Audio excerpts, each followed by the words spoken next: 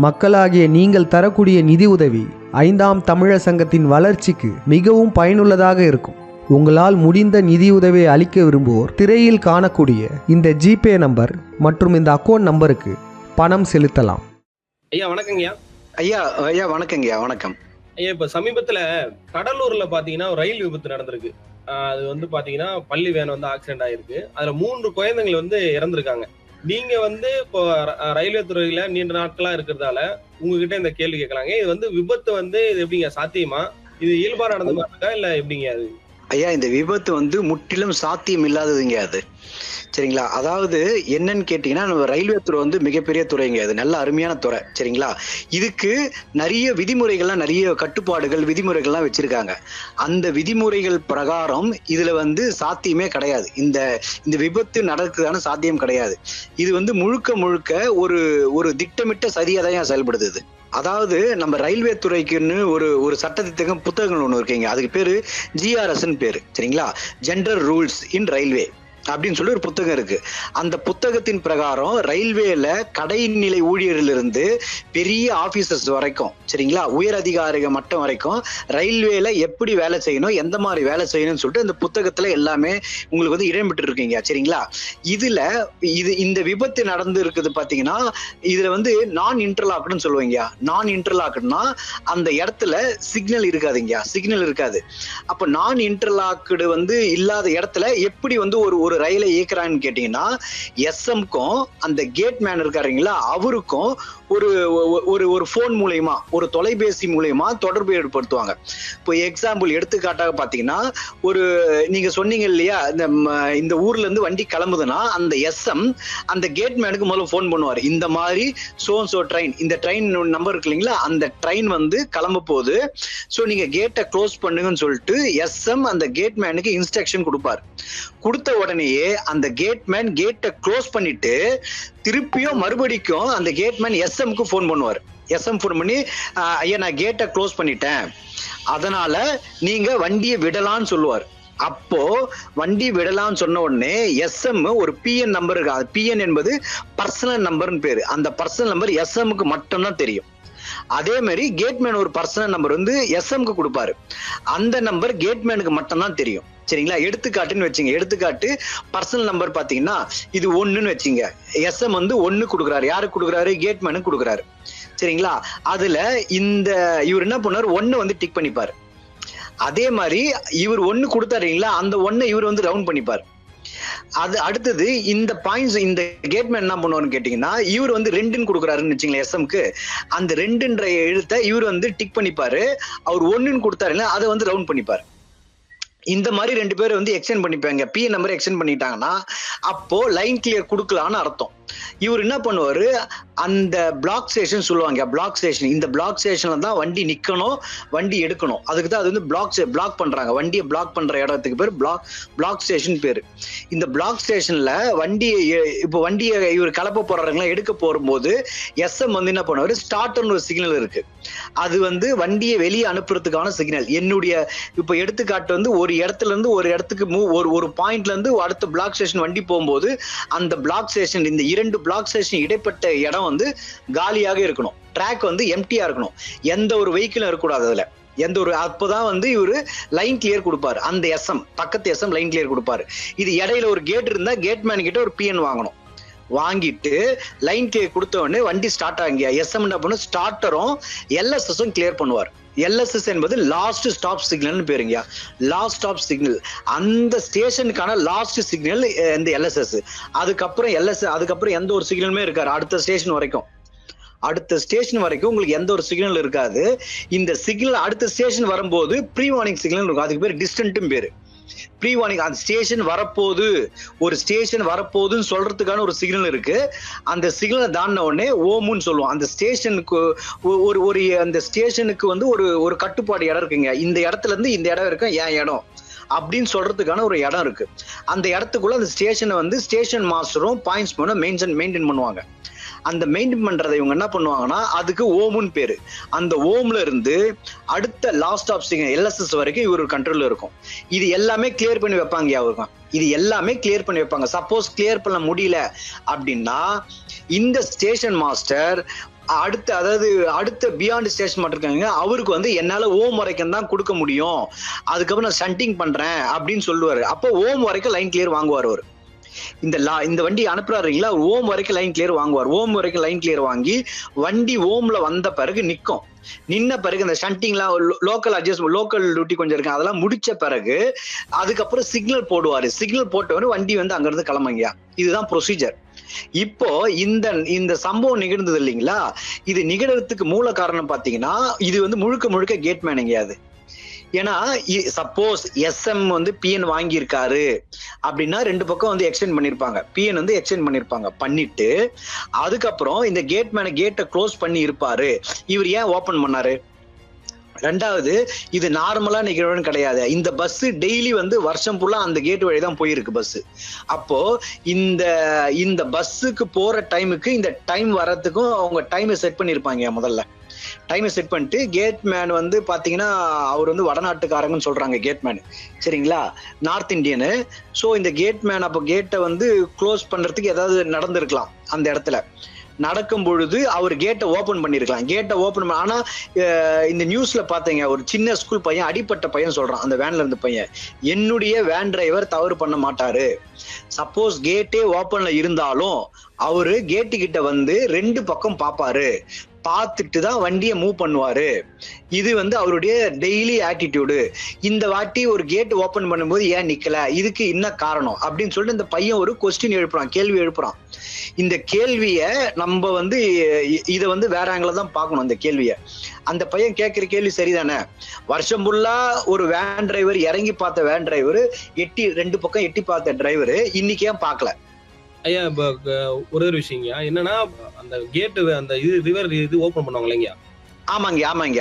அந்த ஆள் என்ன சொல்றாருன்னா, இவரு வேன் டிரைவர் வந்து இது ஓபன் பண்ண சொன்னாரு, சரிங்க, ஓபன் பண்ண அப்படின்றாரு. இது எப்படிங்க இது ஓபன் பண்ணலாமா? அப்படி சொன்னா கூட அது ஒரு சேஃப்டி பர்பஸ் இருக்கு இல்லைங்க ஐயா? இது வந்து நம்ம விழுப்புரம் சைட் எல்லாம் பாத்தீங்கன்னா கொஞ்சம் லோக்கல் அட்ஜஸ்ட்மெண்ட் இருக்குங்க. அது இந்த கரும்பு வண்டி எல்லாம் இருக்கு இல்லைங்களா, கரும்பு ஏத்தி அங்க வந்து சக்கரை ஆலை இருக்கு. விழுப்புரம் பக்கத்துல வந்து சர்க்கரை ஒரு ஆலை ஒண்ணு இருக்கு, சுகர் ஃபேக்டரி ஒண்ணு இருக்கு. இந்த ஃபேக்டரிக்கு கரும்பு ஏத்திட்டு போவாங்க. இந்த கரும்பு ஏத்திட்டு போற கரும்பு லாரி வந்து ஒரு சர்டன் டைமுக்குள்ள உள்ள போயிடணும். எங்க அந்த சுகர் ஃபேக்டரிக்கு உள்ள போயிடணும். போலன்னா கரும்பு எடுத்துக்க மாட்டாங்க, ஒரு நாள் டிலே ஆகும். அதனால இவங்க என்ன பண்ணுவாங்க, டிராக்டர் ஓட்டுறவங்க என்ன பண்ணுவாங்க, இந்த கரும்பு ஏத்திட்டு லோடு வரும்போது இந்த கேட் கீப்பர் கிட்ட கொஞ்சம் அட்ஜஸ்ட்மெண்ட் கேட்டு, அது எப்படி அட்ஜஸ்ட்மெண்ட் நமக்கு தெரியாது, அந்த அட்ஜஸ்ட்மெண்ட் கேட்டு கேட்டை ஓபன் பண்ணுவாங்க. கேட் கீப்பரும் ட்ரெயின் வரதை பார்த்துட்டு தான் இது பண்ணுவார். அதாவது ட்ரெயின் வந்து வரும்போது. ஆனா இது வந்து இன்டர்லாக்கா கேட்டா இருந்தா சிக்னல் வந்து டேஞ்சரா மாறிடுங்க. சிக்னல் டேஞ்சரா மாதிரி ட்ரெயின் நின்றுடும். இது வந்து இப்ப இந்த நடந்த இன்சிடென்ட் நான் இன்டர்லாக்கிங் சிக்னல். அப்போ சிக்னல் கிடையாது அந்த இடத்துல, கேட் சிக்னல் கிடையாது. ஸோ ஓபன் பண்ணாலும் டிரைவருக்கு தெரியாது, கேட்டை ஓபன் பண்ணாலும் டிரைவருக்கு தெரியாது. ஆனால் கேட் மேன் வந்து டேஞ்சர் சிக்னல் காட்டி இருக்கலாம். டேஞ்சர் ஒரு ரெட் பிளாக் கொடுப்பாங்க. அதாவது ரயில்வேல வந்து ரெண்டு வகையான வண்டி நிறுத்ததுக்கு ரெண்டு வகையான சிக்னல் கொடுக்குறாங்க. ஒன்னு மார்னிங் டைம்ல வந்து பிளாக் கொடுப்பாங்க, ரெட் பிளாக். நைட் டைம்ல ரெட் லைட் கொடுப்பாங்க, ரைட் லைட்டு, அதாவது ஃபிளிக்கரிங் லைட்டு கொடுப்பாங்க நைட் டைம்ல. இதுதான் வந்து ப்ரொசீஜர். அவரு ஏன் வந்து டேஞ்சர் சிக்னல் காட்டாம வண்டியை நிறுத்தல, இது ஒரு கேள்வி வருது. அந்த டிரைவர் சொல்றாரு, நாங்க வந்து எந்த ஒரு சிக்னலும் காட்டல, கேட் மேன் எதுவுமே சொல்லவே இல்லைன்னு சொல்றாரு. டிரைவர் சொல்ற ஸ்டேட்மெண்ட் இது. கேட் மேன் எதுவும் சொல்லலைங்க, எதுவும் பண்ணல நாங்க அப்ப அந்த இடத்துல கேட் மேன் எங்க போயிருந்தாரு, இது ஒரு கேள்வி வருது. கேட் மேன் எங்க போயிருந்தார்? இப்ப டிரைவர் பாயிண்ட் ஆஃப் வியூல பாத்தீங்கன்னா டிரைவர் வந்து கேட் சிக்னல் WBRL போடுறீங்க, விசில் போர்டுன்னு பேரு. அதுக்கு பேர் WBRL விசில் போர்டுன்னு அர்த்தம். Level glazing, L for level glazing. Level glazing வருது, ஸோ விசில் அடிங்கன்னு சொல்றான்.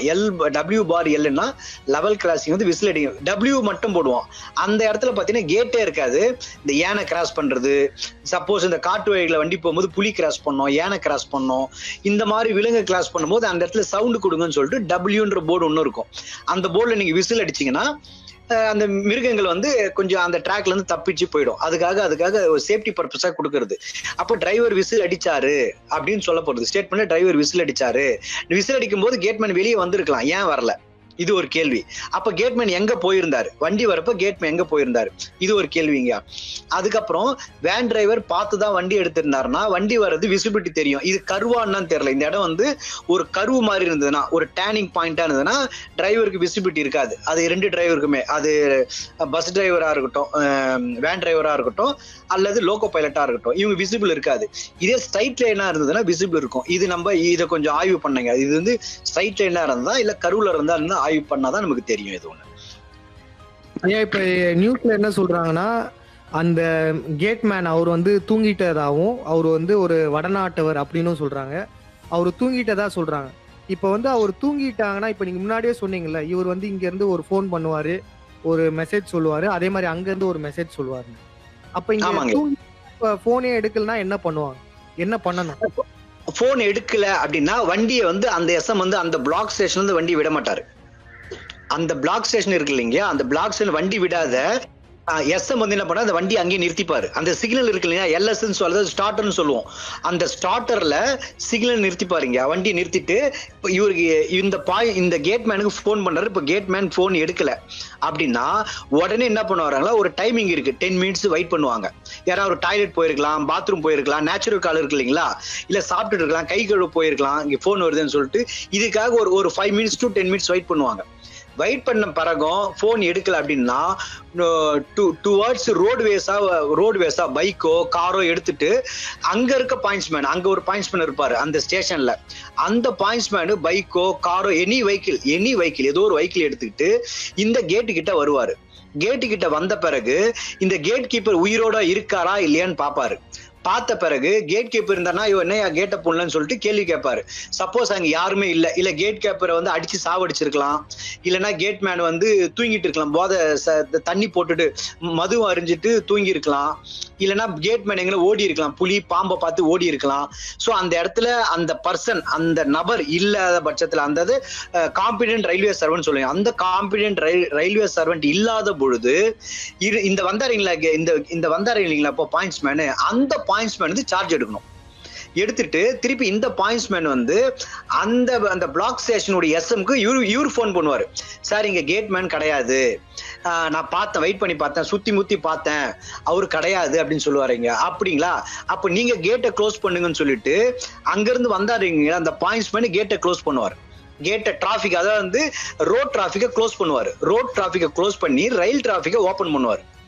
டிராபிக்கை க்ளோஸ் பண்ண பிறகு இவரு இந்த பிஎன் எக்ஸ்டெண்ட் பண்ணுவார். இவருக்கு ஒரு பிஎன் புக் இருக்கு. அந்த பிஎன் புக்ல இவர் எக்ஸ்டெண்ட் பண்ணிட்டு இந்த நடந்த விஷயத்த இவங்க கிட்ட ஒரு கம்ப்ளைண்ட் புக், ரிஜிஸ்ட்ரேஷன் ஒரு புக் ஒன்று இருக்கு. இந்த ரிஜிஸ்ட்ரேஷன் புக்ல நடந்த விஷயத்தை எஸ்எம் வந்து எழுதிப்பாரு. இந்த மாதிரி சோ கேட்டுக்கு ஒரு நம்பர் இருக்கு, எல்லா கேட்டுக்கு ஒரு நம்பர் இருக்கு, சோ கேட் நம்பர், இந்த கேட் நம்பர்ல இந்த பாயிண்ட்ஸ்மேன் வரல, இல்லாதனால நாங்க எங்க பாயிண்ட்ஸ்மேன் வச்சு ரோட் டிராபிக் வழியா க்ளோஸ் பண்ணி, ஏன்னா இந்த ட்ரெயின் டிலே ஆகுது இல்லைங்களா, ட்ரெயின் போக டைம் வந்து லேட் ஆகி போச்சு. இப்ப இந்த லேட்டை வந்து யார் அக்கௌண்ட்ல கொடுக்கணும், இந்த பாயிண்ட்ஸ்மேன் இந்த கேட்மேன் அக்கௌண்ட்ல கொடுக்கணும். ஸோ அதனால ட்ரெயின் இந்த டைம்ல இந்த ஸ்டேஷன்ல நின்னுது. எதனால நின்னுதுன்னா கேட் க்ளோஸ்ல இல்ல. ஸோ நாங்க கம்யூனிகேட் பண்ணோம், அந்த கம்யூனிகேட் பண்ணும் பொழுது கேட் க்ளோஸ் ஆகல. ஸோ அதனால நாங்க எங்க ரோடுவேஸா வந்து எங்க பாயிண்ட்ஸ்மேனை வச்சு கேட்டை க்ளோஸ் பண்ண வச்சு வண்டியை போனதுனால வண்டி டிலே ஆயிடுச்சு அப்படின்னு சொல்லுவாங்க. இதுக்கு பேர் வந்து யூஎஃப்எஸ் பேருங்க. அதாவது வந்து எதாவது அன்யூஷுவல் அக்கரன்ஸ் பேரு, அன்யூஷுவல் அக்கரன்ஸ். அதெல்லாம் இந்த அன்யூஷுவல் அக்கரன்ஸ்ல இதை வந்து என்ட்ரி பண்ணுவாங்க. என்ட்ரி பண்ணிட்டு அதை வந்து போர்டுக்கு அனுப்புவாங்க, ரயில்வே போர்டுக்கு அனுப்புவாங்க. ஒவ்வொரு விஷயத்தையும் வண்டி டிலே ஆகுதா ரயில்வே போர்டுக்குன்னு அது தனியா டிலேக்குன்னு ஒரு குரூப்பே இருக்கு. அந்த குரூப் ஏன் வண்டி லேட் ஆச்சு ஆல் ஓவர் இந்தியாவுக்கு. இப்போ சதர்ன் ரயில்வேக்குன்னு ஒரு இடம் இருக்கும், சவுத் சென்ட்ரலுக்கு ஒன்று இருக்கும், சவுத் வெஸ்டர்ன் ரயில்வேக்கு ஒன்று இருக்கும். அந்த மாதிரி 16 ஜோனல் ரயில்வேக்கும் இந்த மாதிரி ஒரு ஹெட் குவார்டர்ஸ் இருக்கும். அந்த இடத்துல இருந்து என்ன பண்ணுவாங்கன்னா இதை பத்தி பேசுவாங்க முதல்ல. ரைட், ஏன் லேட் ஆச்சுன்னு.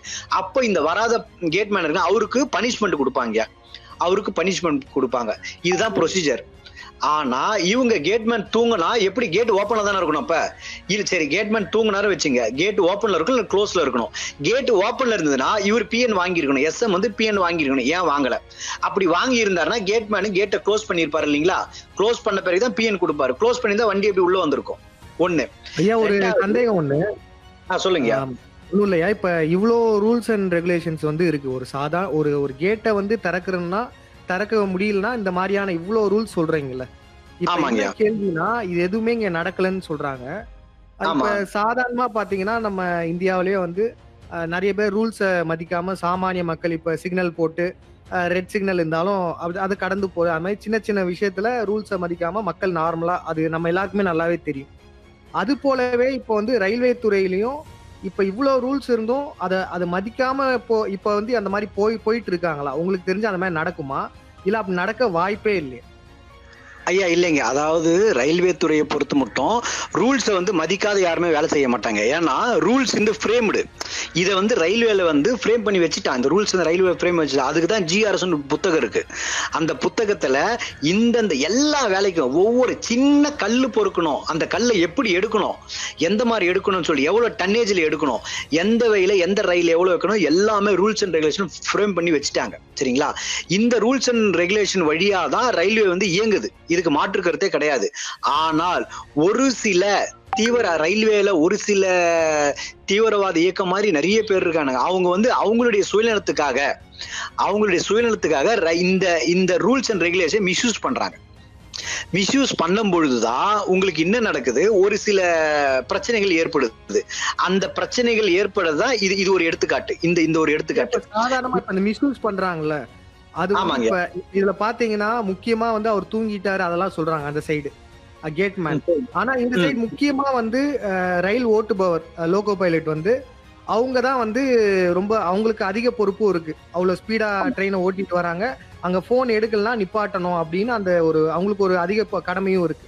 அப்படி இருக்கும்போது இந்த மாதிரி லோகோ பைலட்டும் ரூல்ஸை மீறுறது வந்து வாய்ப்பு இருக்கா?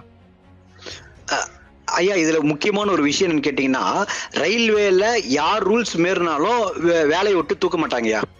இதுல பாத்தீங்கன்னா லோகோ பைலட் மட்டும் ரூல்ஸ் மீறினாங்கன்னா வேலையை விட்டு எடுத்துருவாங்க. இது எக்ஸாம்பிள் பாத்தீங்கன்னா ஒரு சிக்னல் இருக்குன்னு வச்சுங்களேன், டேஞ்சர் சிக்னல்ல லோகோ பைலட் பாஸ் பண்ணாருன்னா அதுக்கு எக்ஸ்கியூஸே கிடையாது, வீட்டுக்கு தான் அனுப்பிச்சு விட்டுருவாங்க. இதுதான் ரயில்வே ரூல். அப்ப லோகோ பைலட் ரூலை வந்து மஸ்ட் மதிக்க வேண்டிய கடமை கண்டிப்பா இருக்கு, லோகோ பைலட் கண்டிப்பா இருக்கு. சரிங்களா? இதுல இப்போ அந்த வண்டிய வந்து ஸ்டார்டர்ல டேஞ்சர்ல நிக்கிற வண்டிய விடுற அதிகாரம் எஸ்எம்க்கு தான் இருக்கு. ஒரு வண்டியை நிக்க வைக்கிறதுக்கும் வண்டியை கலப்புறதுக்கும் வந்து இது எஸ்எம்க்கு தான் அதிகாரம் இருக்கு. ஒரு வண்டியை ஒரு மணி நேரமும் ஒரு இடத்துல நிக்க வைக்கலாம். எஸ்எம்னா என்னது? SM station master. ஓ சரி சரி. அந்த ஸ்டேஷன் மாஸ்டர் வந்து ஒரு வண்டியை வந்து விடுறதுக்கும் வண்டியை நிறுத்தத்துக்கும் ஒரு அதிகாரம் இருக்கு. இப்போ சப்போஸ் சிக்னல் ப்ரொசீட் போட்டார், பச்சை சிக்னல் தெரியுது அப்படின்னா, ஏதோ அசம்பவம் நடந்து ட்ராக் யாரோ கட் பண்ணிட்டாங்க இல்ல பாம்பு இடிச்சிட்டாங்கன்னா எஸ்எம் வந்து டேஞ்சர் பிளாகோ இல்ல டேஞ்சர் லைட்டோ போட்டு வண்டியை நிறுத்தத்துக்கான அதிகாரம் இருக்கு. இப்ப முன்கூட்டியே ஒரு விஷயம் தெரிஞ்சு போச்சு, ஒரு விஷயம் வந்து ஆல்ரெடி வந்து முன்னாடியே தெரிஞ்சு போச்சுன்னா அப்போ சிக்னல் மூலியமா வண்டியை நிறுத்தத்துக்கு எஸ்எம்க்கு அதிகாரம் இருக்கு. சரிங்களா? ஆனா இது இந்த விஷயத்துல டிரைவருக்கு எந்த ஒரு சம்பந்தமும் கிடையாதுங்க. என்ன காரணம் கேட்டீங்கன்னா, driver view part of view பாத்தீங்கன்னா, ஒண்ணு அந்த இடம் ஸ்ட்ரைட்டான இருந்தா வண்டி வரும்போது பார்த்தா வண்டி நிறுத்தி இருக்கலாம். ஆனா வண்டி வந்து உடனே எல்லாம் நிறுத்த முடியாது. ஒரு வண்டி வந்து இப்போ ரயில்வேடைய ஸ்பீட் பாத்தீங்கன்னா 130 km மாத்திட்டான், 130 km ஆகிட்டான். ஃபர்ஸ்ட் 110 இருந்தது, இப்போ 130 ஆகிட்டான். ஒரு சில வண்டிக்கு 110 அப்படியே இருக்கு. அது வந்து கோச்சை பொறுத்து வேரி ஆகும். நீங்க கோச்சை பொறுத்து எந்த LHP கோச் இருக்கு, ICF கோச் இருக்கு, இந்த மாதிரி கோச் வகைகள் இருக்கு. அந்த கோச் வகைகள் பிரகாரம் ஸ்பீடு இன்க்ரீஸ் ஆகும், ஸ்பீடு வந்து டிகிரீஸ் ஆகும், ஸ்பீடு குறையும், ஸ்பீடு அதிகமாகும். இந்த மாதிரி விஷயங்கள்ல அப்போ டிரைவருடைய பங்களிப்பு என்னன்னு கேட்டீங்கன்னா, ஒரு எதிர்க்க ஒரு அப்ஸ்ட்ரக்ஷன் வருது, அப்ஸ்ட்ரக்ஷன்றது ஏதோ ஒரு இடையூறு வருது, ட்ராக்ல இடையூறு வருதுன்னா பிரேக் அடிச்சு நிறுத்துற அளவுக்கு அவருக்கு வந்து கேப்பபிள் இருக்கணும். அவ்வளவுதான் வேலை. இப்போ அதுக்காக வந்து ஒரு வண்டி 110 km போகும்போது வண்டியை நிறுத்தணும்னா 1 கிலோமீட்டர் ஆகுங்க. வண்டியை ஸ்டாப் பண்றதுக்கு 1 கிலோமீட்டர் தேவைப்படுது வண்டியை நீங்க நிறுத்தணும்னா. இது வந்து சாஃப்ட் பிரேக்கிங் சொல்றோம். சாஃப்ட் பிரேக்கிங் பண்றதுக்கு 1 கிலோமீட்டர் ஆகுது. இதே நீங்க வண்டியை வந்து நீங்க வேகமாக செலுத்தும் போது சடனா நீங்க ஒரு இடத்த பாத்துட்டீங்க, அப்ப நிறுத்தினா அதுக்கு எமர்ஜென்சி பிரேக்னு வண்டியில இருக்கு. அந்த எமர்ஜென்சி பிரேக்கை டிரைவர் அப்ளை பண்ணாரா? டிரைவர் அப்ளை பண்ணிருந்தா வண்டி நின்று இருக்கும். அப்ப கூட வண்டி நிக்கணும்னா வண்டி வேனை இடிக்காம நிக்கிறதா வேனை இடிச்சு நிக்கிறதான்னு தெரியாது. எவ்வளவு மீட்டர்ல வண்டி அவர் பிரேக் அப்ளை பண்ணாரு, எவ்வளவு மீட்டர்ல வண்டி நிறுதுன்னு கணக்கு இருக்குங்க. அது இந்த கணக்கு வந்து லோட் அண்ட் டேரை பொறுத்து இருக்கு. லோடு வந்து அந்த ட்ரெயின்ல எவ்வளவு லோடு இருந்தது, அதே மாதிரி அந்த பிரேக் உடைய எஃபிஷியன்சி எவ்வளவு இருக்கு. லோட் அண்ட் டேர்ன்னு சொல்லுவோம் அதுக்கு பேரு. இந்த லோட் அண்ட் டேரை வச்சுதான் வண்டி நிக்கிறவுடைய அந்த கிலோமீட்டருடைய டிஸ்டன்ஸ் இருக்கு. இந்த வண்டி இதே போலதான் இப்ப நம்ம தண்ணி லாரி அதுவுமே இந்த மாதிரிதான் சொல்லுவாங்க. நம்ம உடனே பிரேக் பிடிச்சா நிக்காது, முன்கூட்டியே அவங்க பார்த்து நிப்பாட்டினாதான் அந்த மாதிரிலாம் சொல்றாங்க. நம்ம ட்ரெயின் அவ்வளவு பெரிய வண்டியில நிச்சயமா அது உடனே நிப்பாட்டுறதுக்கு சாத்தியமே இல்லை. ஆனா நீங்க முன்னாடி சொன்னீங்கல்ல அந்த போன் போட்டு எடுக்கலன்னா நிப்பாட்டி இருக்கலாம். அப்ப அந்த மாதிரி டிரைவர் லோகோ பைலட் பண்ணிருக்கலாம்ல ஐயா. இதுல பாத்தீங்கன்னா லோகோ பைலட்டுடைய கான்செப்ட் இதுல கிடையாதுங்க. இவருடைய பங்களிப்பு இதுல கிடையவே கிடையாது. இந்த ஆக்சிடென்ட்டுக்கு லோகோ பைலட்டுடைய பங்கு கிடையாது. லோகோ பைலட் வேலை என்னது, சிக்னல்ல போட்டா வண்டியை ஸ்டார்ட் பண்ணும், அவ்வளவுதான். அப்ப அந்த இடத்துல கேட் இருக்குன்னு அவருக்கு தெரியும், கேட் இருக்கு தெரியும். அந்த கேட் நான் இன்டர்லாக்னு அவருக்கு தெரியும். அந்த கேட்டு நான் இன்டர்லாக்னு லோகோ பைலட்டுக்கு தெரியும். பட் இருந்தாலும் அந்த இடத்துல விசில் அடிக்கிற வேலை தான் லோகோ பைலட் வேலை. என்னன்னா சிக்னல் எஸ்எம் போட்டார். அப்ப சிக்னல் எஸ்எம் போட்டார்னா என்ன அர்த்தம்னு கேட்டீங்கன்னா, நான் கேட்டை க்ளோஸ் பண்ணிட்டு என்ஷூர் பண்ணிட்டேன், நான் என்ஷூர் பண்ணிட்டேன்னு சொல்லிட்டு அதுக்காக தான் சிக்னல் போறாரு. என்ஷூரிங் த சிக்னல், நான் என்ஷூர் பண்ணிட்டேன், அந்த கேட் மேனு கேட்டை க்ளோஸ் பண்ணிட்டாருன்னு சொல்லிட்டு என்ஷூர் பண்ணி பிஎன் நம்பர் வாங்கிட்டேன். பிஎன் நம்பர் பர்சனல் நம்பர்னு பேரு. அந்த பர்சனல் நம்பர் நான் வாங்கிட்டேன். அதனால நீங்க பண்றது பர்சனல் நம்பர் வாங்குறதுலாம் ஸ்டேஷன் மாஸ்டர் அவங்க தான், அவங்க பொறுப்பு தான். ஆமா, ஸ்டேஷன் மாஸ்டர் கேட்மேன் வேலையும் தான். இப்போ ஸ்டேஷன் மாஸ்டர் போன் நம்பர் அந்த பிஎன் வாங்கினா மட்டும்தான் சிக்னல் போட முடியும், இல்ல சிக்னல் போட முடியாது. ஓ சரி சரியா ஐயா. இது இப்போ ஒரு டெக்னிக்கலான கேள்விதான் இது. இப்போ இவ்வளவு பெரிய ரயில்வே துறை இந்தியா ஃபுல்லா பாத்தீங்கன்னா வடக்கு ஆரம்பிச்சு தெற்க வரைக்கும் இருக்கு. இப்போ இதுல பாத்தீங்கன்னா இவ்வளவு பெரிய ரயில்வே துறையில இப்போ கேட் கீப்பர் இருக்காங்க இல்லைங்களா, அந்த ரூம்லயோ இல்ல ட்ரெயின்லயோ ஒரு சிசிடிவி கேமரா வச்சிருந்தா இது எப்படி நடந்ததுன்றத கண்காணிச்சிருக்கலாம்ல ஐயா. அதாவது ட்ரெயின்ல இப்போதைக்கு சிசிடிவி கேமரா வருதுங்க. இப்ப எல்லா ட்ரெயின்லும் ப்ரொவைட் பண்றாங்க, சரிங்களா. இருந்தாலும் சம்டைம் என்ன சொல்றாங்க, சிசிடிவி கேமரா ஒர்க் ஆகலன்றுவாங்க. ரயில்வே துறை தூங்குறானா இல்ல அவன் உண்மையாவே குடிச்சிட்டு தூங்குறானா இல்ல இது மாதிரி பாக்குறதுக்கு அவன் கேட் கீப்பர் ரூம்ல ஒரு கேமராவோ இல்ல லோகோ பைலட் இருக்காங்க இல்லைங்களா, அவங்களுக்கு முன்னாடி இப்போ ரோட் வியூன்னு ஒன்று இருக்கும்ல, ரோட்ல இது வந்துருச்சு, இப்போ ரோடு அங்க அவ்வளவு தூரத்துல இருக்க ஒரு ஆப்ஜெக்ட் வருது அப்படின்றத இந்த மாதிரி ஆக்சிடென்ட் ஆனா டக்குன்னு இதை எடுத்து போட்டு காட்டுற மாதிரி ஒரு சிசிடிவி இந்த மாதிரி ப்ரொவைட் பண்ணா என்ன கவர்மெண்ட் இந்த மாதிரி இருக்குங்களா இல்ல கேக்குற ஒரு கேள்வி கேக்குறேன் ஐயா. இந்த ஆப்ஷன் ரயில்வேல இருக்குங்கயா. ஒரு இடத்துல ப்ரொவைட் பண்ணிட்டே வராங்க. இப்ப ப்ரொவைட் பண்ணிட்டு வராங்க. இப்ப லோக்கல்ல கூட ப்ரொவைட் பண்ணிட்டு வராங்க. லோக்கல்ல இன்ஜின்ல பாத்தீங்கன்னா உங்களுக்கு ப்ரொவைட் பண்றாங்க. இது ஒண்ணுன்னா ப்ரொவைட் பண்ணிட்டு வராங்க. ஆனால் இப்போ நீங்க முதல்ல சொல்லும் போது இது ஒரு திட்டம் தான் அப்படின்னு சொன்னீங்க இல்லையா, இப்போ இத ஒரு கவனக்குறைவா இருந்துட்டாங்க சில பேர், ஏதோ யார் மேலயோ சொல்லிட்டு அதனால இது நடந்ததுன்னு கடந்து போறதுக்கு நிறைய வாய்ப்பு இருக்குல்ல. இப்போ அது எப்படி நீங்க ஃபர்ஸ்ட் சொல்லும் போது இது திட்டம் தான் அப்படின்னு தெளிவா சொல்லுங்க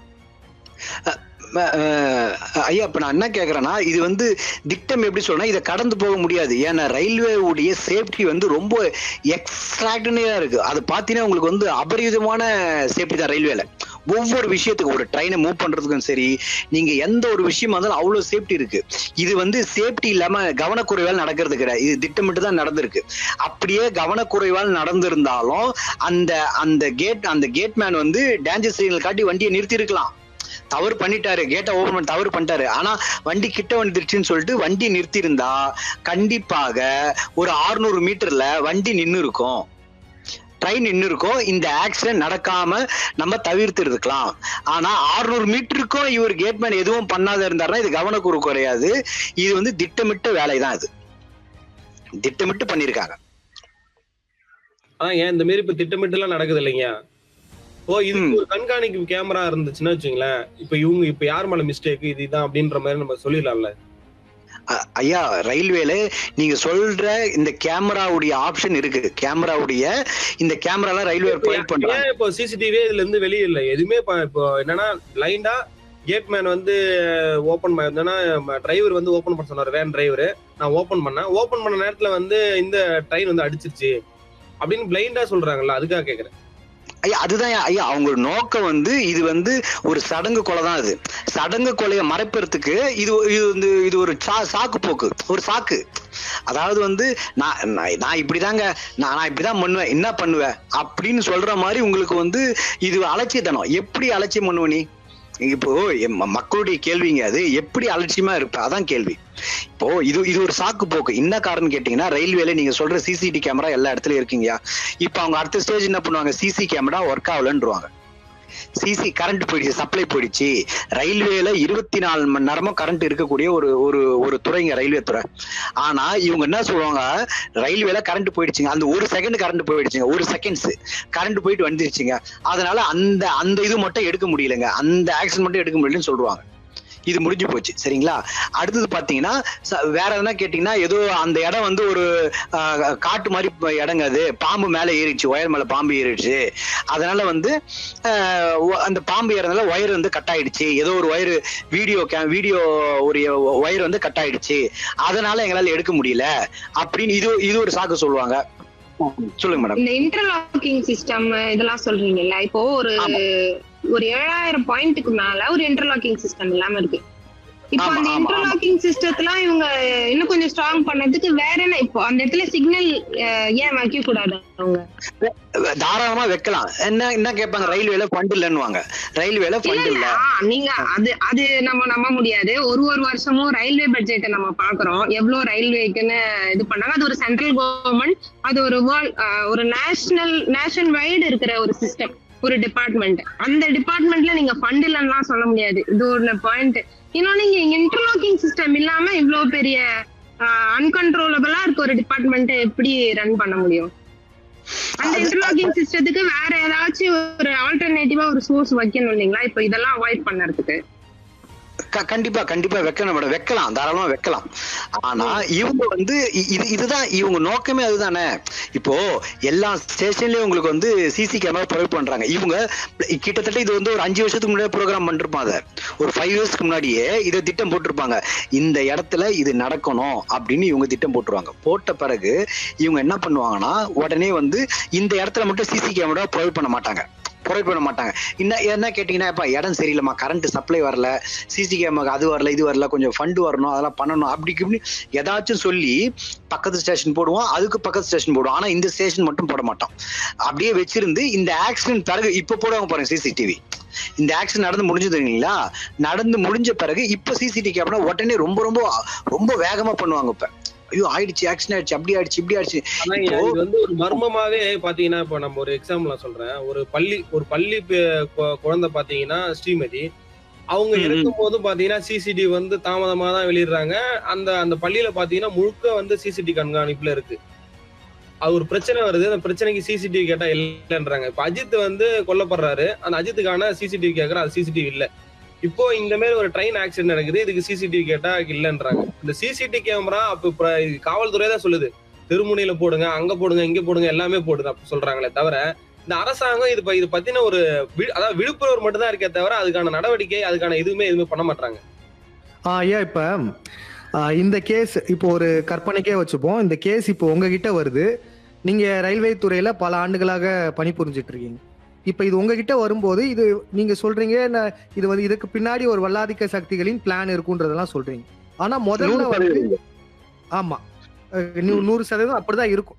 இப்ப முதல்ல வந்து யார நீங்க விசாரிப்பீங்க? அதாவது இதுல யாரெல்லாம் குற்றம் சாட்டியிருப்பா? இப்ப குற்றம் பண்ணவங்கன்னா யாரு? வெறும் கேட் கீப்பர் மட்டுமா, இல்ல வேற யாரெல்லாம் நீங்க வந்து விசாரிப்பீங்க?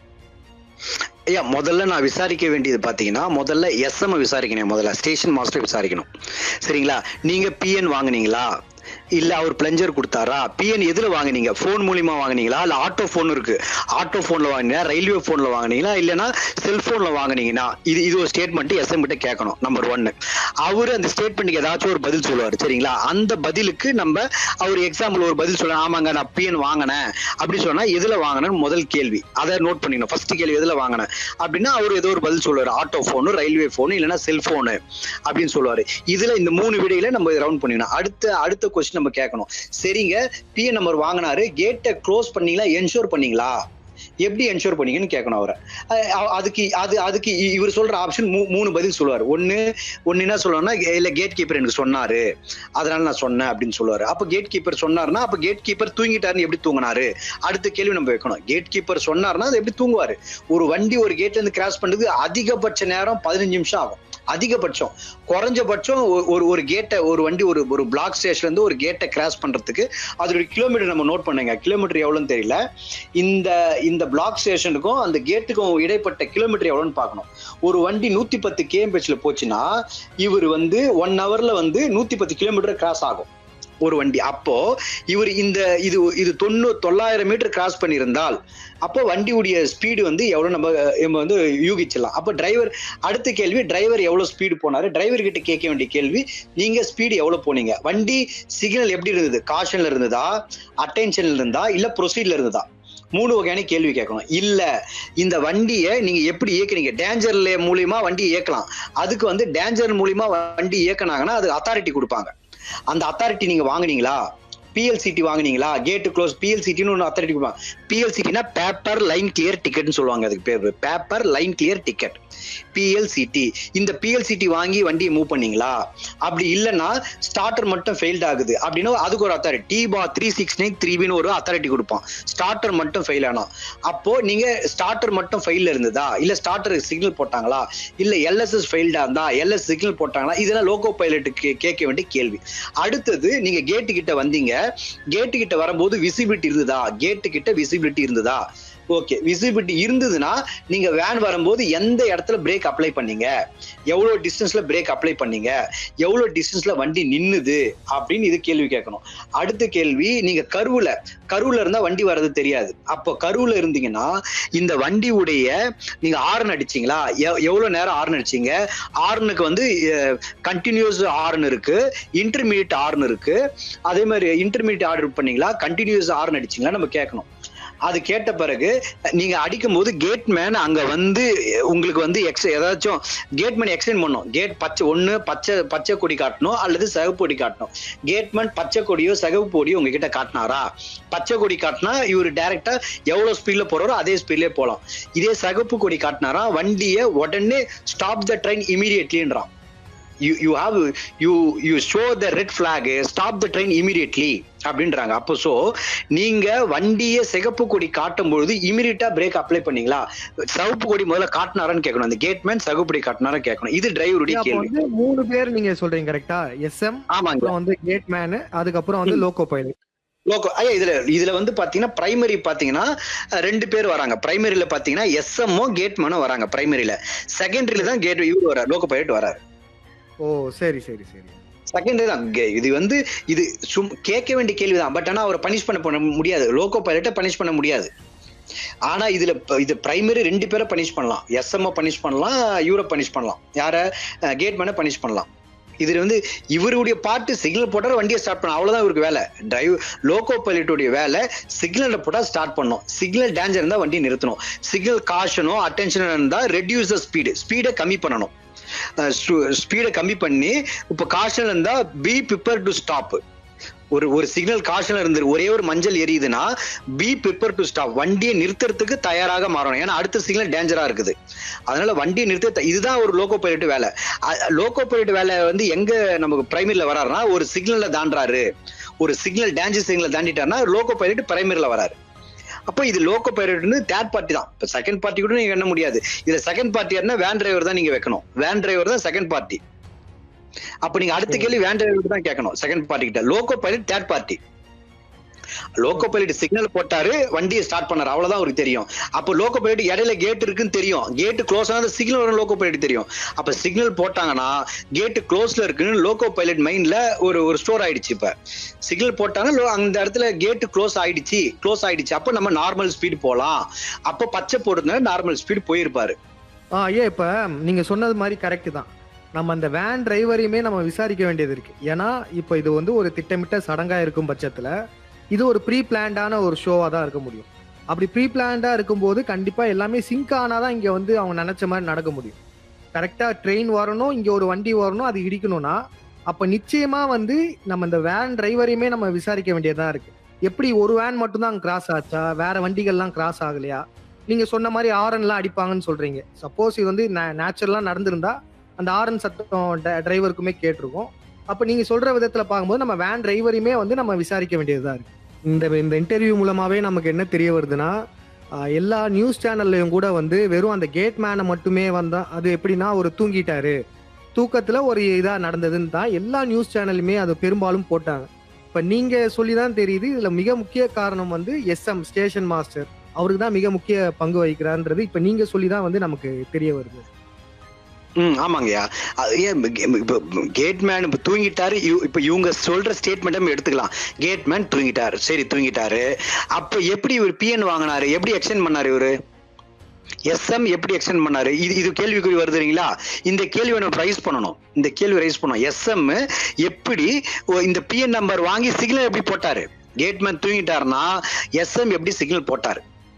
கேட் க்ளோஸ்லயே கூட இருக்கட்டும், கேட் க்ளோஸ்லயே இருக்கட்டும், இல்ல கேட் ஓப்பன்லயே இருக்கட்டும், இந்த கேட்மேன் சொல்லாத, இந்த கேட்மேன் வந்து போன்லயோ இல்ல ஆட்டோ போன்லயோ ரயில்வே போன்லயோ இல்ல செல்போன்லயோ ஏதோ ஒரு கம்யூனிகேஷன் பண்ணாம சிக்னல் போட மாட்டாரு. அப்ப எப்படி கம்யூனிகேஷன் பண்ணாத இவர் எப்படி சிக்னல் போட்டாரு?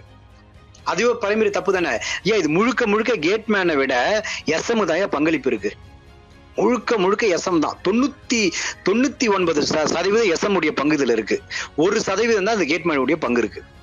ஏன் இப்ப பெரும்பாலும் என்ன பேசப்படுதுன்னா அந்த கேட்மேன் இருக்காருல்ல, அவர் வந்து பாத்தீங்கன்னா வட இந்தியர், ஹிந்தி பேசுறவரு. இத வந்து ஒரு சர்ச்சையாவும் சொல்றாங்க. அதாவது அவர் ஏன் இங்க வேலைக்கு வச்சாங்க, அது ஒரு நல்ல கேள்விதான். ஏன்னா திருச்செந்தூர்ல போயிட்டு ஒரு கேட்மேனா ஒரு தமிழ்ல போட முடியல, ஒரு ஹிந்திக்காரன் தான் இருக்கான். ஒரு ஹிந்திக்காரங்க வந்து இப்ப கேட்மேனுக்கு எதுவும் எக்ஸாம், ரயில்வே எக்ஸாம் எதுவும் எழுதணுமா, இது வந்து தமிழ்நாடு கவர்மெண்ட் வழியா எழுதணுமா இல்ல முழுக்க முழுக்க சென்ட்ரல் கவர்மெண்டா? ஏன் முதல்லலாம் வந்து கேட்மேனா தமிழர்கள் தான் இருந்தாங்க பெரும்பாலும், நான் பார்த்த வரையுமே. இப்ப ஏன் வந்து வட இந்தியர்கள்லாம் வராங்க, இது காரணம் என்னவா இருக்கும்?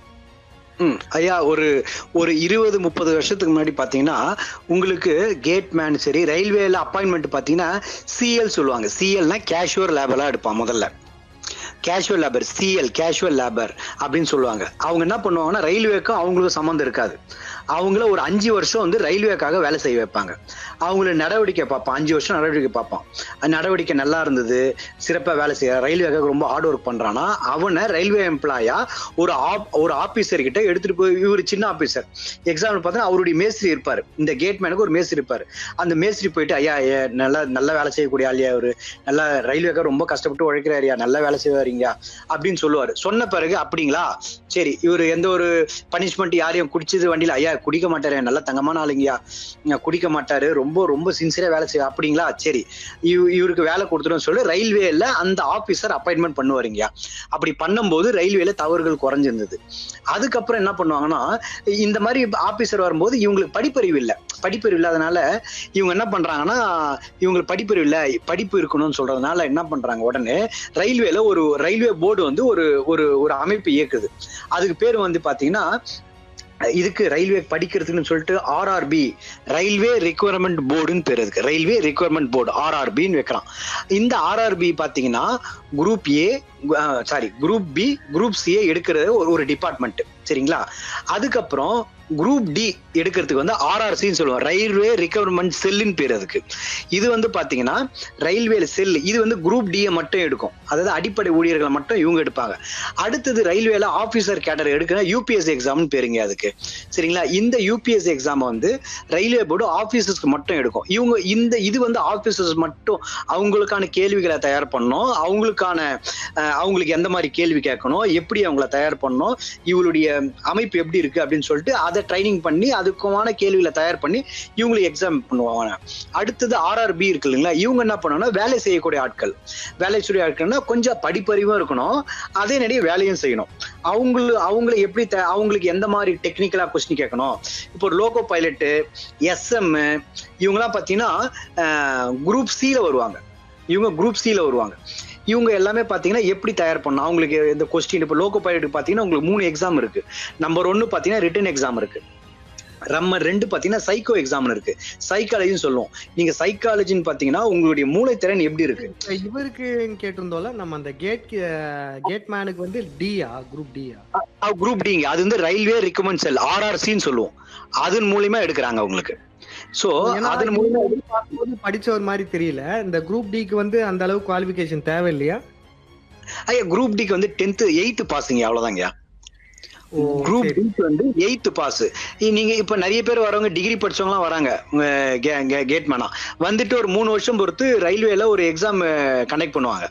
அந்த எக்ஸாம் மூலியமா நீங்க என்னென்ன நீங்க என்ன படிச்சீங்களோ அதுக்கேற்ற மாதிரி அந்த படிப்புக்கு ஏற்ற மாதிரி வேலைக்கு மாறிக்கலாம். நீங்க வந்து மிக முக்கிய காரணம் பாத்தீங்கன்னா நம்ம மக்களுக்குமே வந்து இதுக்கெல்லாம் இந்த எக்ஸாம் இருக்கான்றதும் தெரியாம இருக்கு. ஏன்னா 8th பாஸ் ஆனவங்களே இதுல இருக்கலான்ற போது தமிழர்கள் பல பேரும் எழுதியிருக்கலாம் எக்ஸாம். அவங்களுக்கு இது தெரியாதனால எழுதலையா? அது எப்படியா பாக்குறீங்க? இது இது வந்து தமிழ் முக்காவாசி வந்து மக்களுக்கு வந்து இப்போ நம்ம தமிழர்களுக்கு கெட்ட குணம் என்ன தெரியுங்களா, படிச்சுட்டா பெரிய ஆள் நினைச்சுப்பானுங்க அவனுங்க, புரியுதுங்களா? இப்ப அவங்களுடைய எதிர்பார்ப்பா தான். இதே பாத்தீங்கன்னா வடநாட்டுக்காரன் இருக்கான் பாருங்க, அவன் எவ்வளவுதான் படிச்சாலும் அவனுக்கு எழுத படிக்க தெரியாது முதல்ல. அது ஒரு செகண்டரி. அது நீங்க நம்ப மாட்டீங்க, டிகிரி படிச்ச ஆளுக்கு எழுத தெரியாது அவனுக்கு. ஒரு டிகிரி படிச்ச ஆளுக்கு இந்தியில எழுதுனா எழுத மாட்டான், சரிங்களா? சோ அப்ப என்ன பண்றான்னா இவனுக்கு வந்து ஏதோ ஒரு வேலை கிடைச்சா போதும் ரயில். ஏன்னா அந்த நீங்க பாத்தீங்கன்னா தமிழ்நாட்டுல வந்து நல்ல அருமையான வேலை எல்லாம் கிடைக்குதுங்க. ரெண்டாவது விவசாயத்துறை நல்லா இருக்கு. அவங்க நிறைய கம்பெனிகள் இங்க நிறைய இருக்கு. நம்ம தமிழ்நாட்டுல பாத்தீங்கன்னா நிறைய கார் கம்பெனி பாத்தீங்கன்னா எக்கச்சக்க கார் கம்பெனி, மாருதி, டொயாட்டோ, அதுக்கப்புறம் பாத்தீங்கன்னா சாண்ட்ரோ, இந்த மாதிரி கார் கம்பெனி, சைனா கம்பெனியும் சரி, கொரியா கம்பெனியும் சரி, கார் கம்பெனி எல்லாமே தமிழ்நாட்டில் தான் இருக்கு. ரெண்டாவது ஷூ கம்பெனி இருக்கு, கிளாஸ் கம்பெனி தமிழ்நாட்டில் தான் இருக்கு. இந்த மாதிரி எக்கச்சக்க கம்பெனி இருக்கும்போது மாசம் ஒரு 30,000 சம்பளத்துக்கு சாலிடா கிடைச்சிரும் உனக்கு வேலை.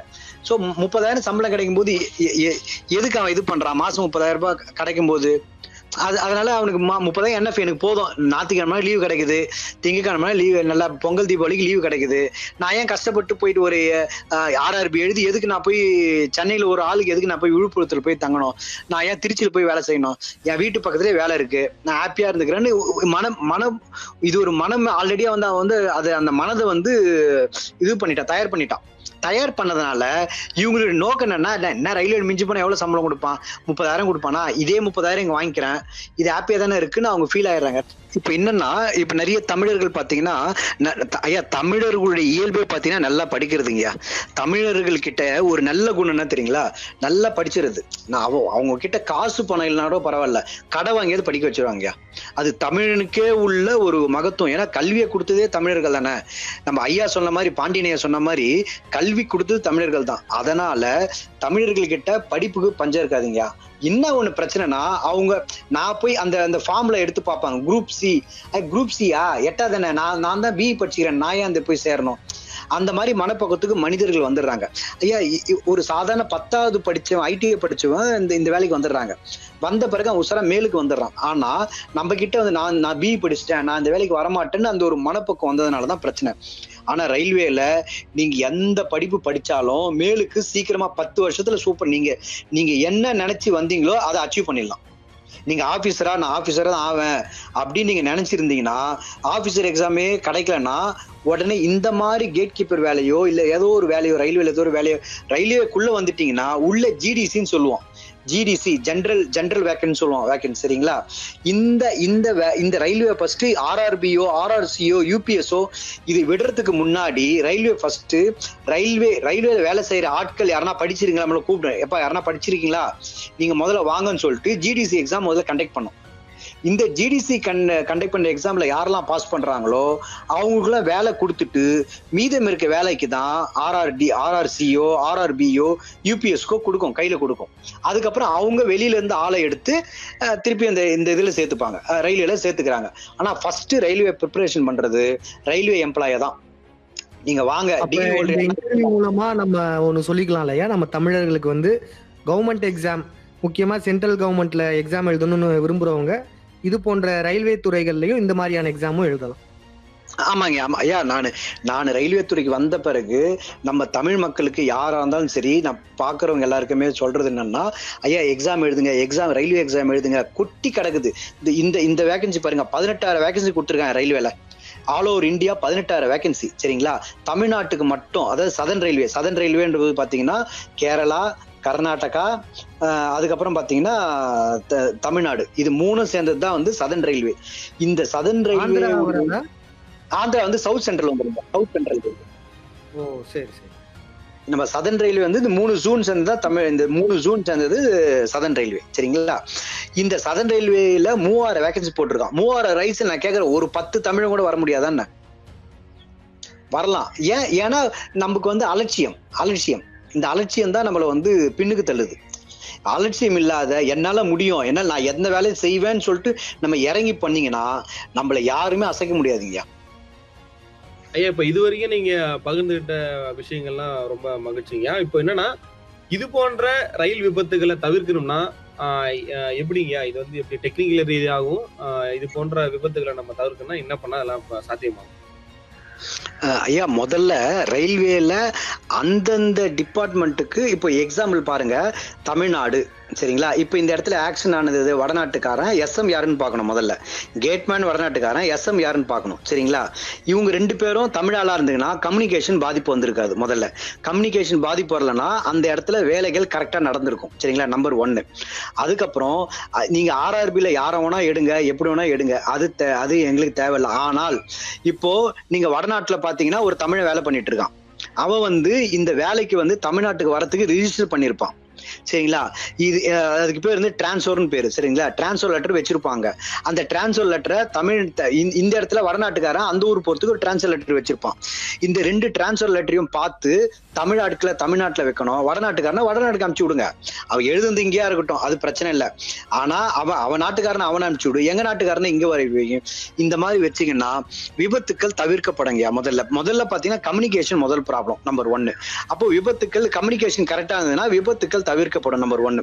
2வது இது எல்லாமே பாத்தீங்கன்னா பிஜேபியுடைய அஜெண்டாவா இருக்கும். பிஜேபி காரன் வந்து ஃபுல்லா வடநாட்டுக்காரனை ஏமாத்தி வந்து அனுமானு சிவனு அப்படின்னு சொல்லிட்டு மக்களை வந்து ஒரு இந்த என்ன சொல்றது, இந்த ஆன்மீகம் ஒரு நல்ல விஷயங்க. அந்த ஆன்மீகத்தை தீவிரவாதமா பயன்படுத்திக்கிறான், தீவிரவாதமா பயன்படுத்துறான்.